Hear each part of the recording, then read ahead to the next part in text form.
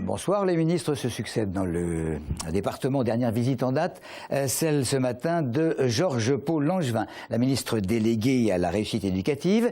Elle s'est rendue aux Trois Fourneaux des Ulysses. C'est un restaurant pas comme les autres puisque ce sont des apprentis qui vous y accueillent tous les midis depuis maintenant 25 ans. Avant leur formation, ces jeunes étaient en rupture scolaire, professionnelle ou en recherche d'emploi. Alors un petit tour dans les cuisines en compagnie de Maxime Lemaine. Coup de feu aux Trois Fourneaux.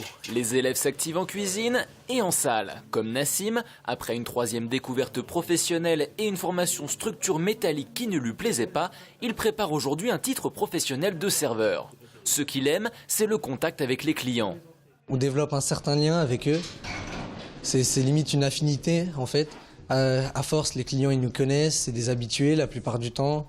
Aux Trois Fourneaux, on alterne en petits groupes les cours pratiques et théoriques. Les jeunes doivent être armés pour affronter le marché de l'emploi dans de bonnes conditions.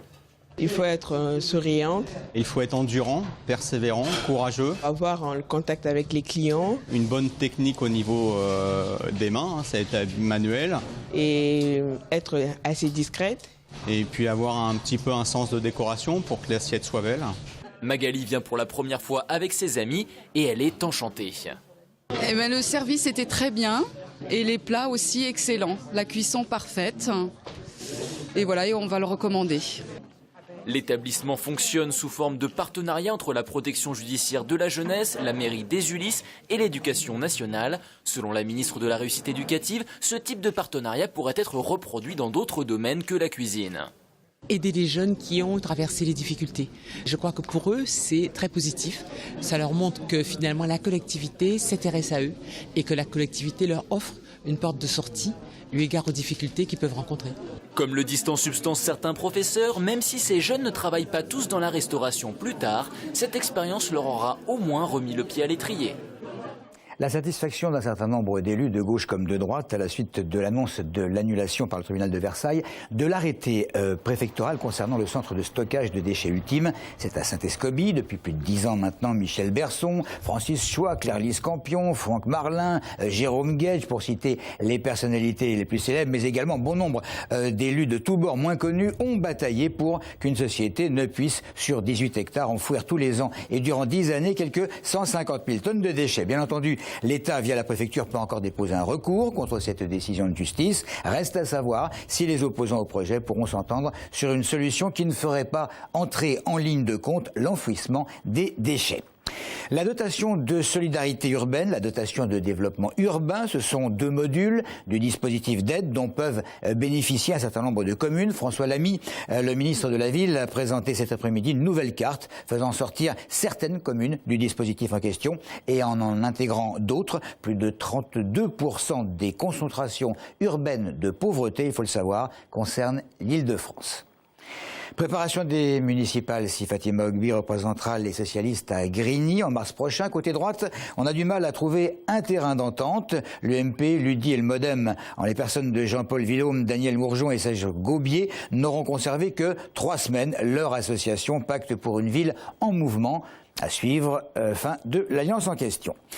La semaine européenne des réductions de déchets, elle a débuté lundi. Les portes de l'Essonne se sont, on le sait, bien mobilisées pour cet événement. Aujourd'hui et demain, dans ce cadre, se déroule une vente exceptionnelle de jouets pour Noël. Alors la recyclerie de l'agglomération, c'est à Athis-Mons, se transforme en véritable caverne du Père Noël pour que tous les enfants puissent être gâtés. Audrey Coll. Des petits vélos, des poupées, jeux de société ou livres, la recyclerie s'est transformée pendant 2 jours en véritable caverne d'Ali Baba pour les enfants. Des particuliers sont venus déposer des jouets. Aujourd'hui, ils sont en vente. Il y en a pour tous les prix et surtout pour tous les goûts. Ça évite de jeter des milliers de jouets qui peuvent resservir à d'autres petits-enfants. Et puis, une grande famille n'a pas forcément des gros moyens. Donc, pouvoir faire plaisir aux petits à moindre coût. C'est dans le cadre de la semaine européenne de réduction des déchets que cette vente de jouets intervient. La boutique de la recyclerie revend déjà meubles, vaisselle, disques et livres. Le but est toujours de réduire les déchets en offrant une seconde vie à des objets que nous n'utilisons plus. C'est quelque chose d'important à la fois pour l'environnement et puis aussi pour essayer de faire des économies dans les foyers. Parce que par exemple, si on fait des économies sur le gaspillage alimentaire quand on fait ses courses, c'est des économies pour chaque ménage à la fin de la semaine. D'autres actions auront lieu ce week-end, notamment des ateliers compostage. La vente de jouets, elle, continue demain. Particulier, vous pouvez encore faire des heureux en déposant ceux que vous n'utilisez pas. Beaucoup de monde est encore attendu à la recyclerie. Différents journaux, parmi lesquels 20 minutes l'affirment, certains horoscopes seraient fabriqués par des logiciels qui génèrent automatiquement des phrases d'où il ressortira peut-être que la journée sera excellente pour les Capricornes et que les Poissons auront peut-être une désillusion s'ils sont nés dans le deuxième décan. Bref, quelques réponses des Essoniens pour savoir si l'horoscope, ils le considèrent comme pipeau ou pas. Mon horoscope me dit que niveau travail, j'ai beaucoup de chance. Et moi, personnellement, je trouve pas que j'ai de la chance niveau boulot. C'est quelque chose d'imaginaire. Moi, j'y crois pas tellement, en fait. Pour prédire l'avenir, non. Mais après, pour décrire un caractère, pourquoi pas. L'horoscope, c'est bien, parce que ça nous donne du courage de faire des choses mieux. Ouais, quand c'est bien, on y croit, mais quand c'est moins bien, on n'y croit pas, en fait. C'est numéro chance et tout. Si, ça, souvent, ça marche. Mais après, c'est pas tout le temps, hein, ça dépend.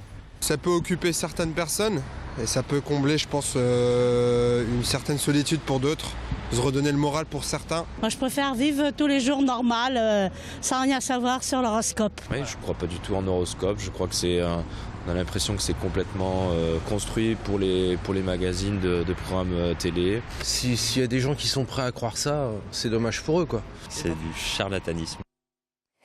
On finit avec le sport du week-end, à commencer par un match en rugby au sommet de la Fédérale 1 dimanche entre deux formations qui espèrent monter en Pro D2 à la fin de la saison. À l'occasion de la 9e journée de championnat, le RC Massy-Essonnes se déplace à Lille. Un match difficile pour les Essoniens qui devront effacer les défaites concédées à Montluçon et à Vannes. Le hockey sur glace à présent battu à Compiègne la semaine dernière. Les Peaux-Rouges d'Evry n'auront pas le choix demain à domicile. Les Essoniens devront l'emporter face à Valvenoise, leader de la poule A de Division 2. Coup d'envoi du match à 19h. Et on termine avec le football. Viry doit renouer avec la victoire demain en CFA face à Cherbourg. C'est tout pour l'info, merci.